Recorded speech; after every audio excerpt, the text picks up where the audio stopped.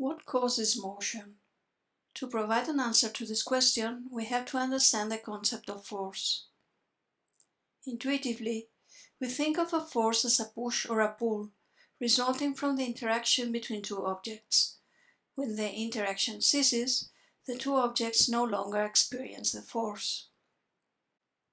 Thus, force only exists as a result from an interaction.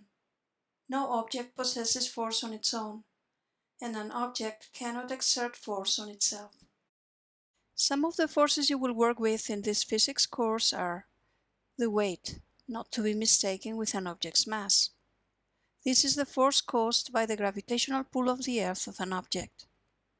The tension, or force exerted by a string or rope. The friction force, which is due to the contact between surfaces and opposes an object's motion. The force exerted by a spring when it is compressed and stretched. The push or pull of an object can vary in either magnitude or direction. In other words, force is a vector.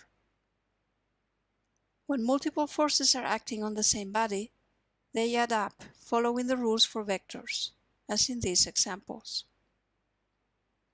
The sum of all forces acting on a body is called the net force, and it will determine how the object will move. A useful way to represent the forces acting on an object is by drawing them in what we call a free body diagram. In these diagrams, the object is represented in isolation, or by a dot, and external forces are drawn as arrows. In this example, we have two forces acting on the block: the force of gravity, which is vertical, and the normal force exerted by the ramp, which is perpendicular to the surface on which the block is located. To ease our analysis, we can now decompose the forces into their components along the two reference axes. This is usually the first step to solve physics problems when forces are involved.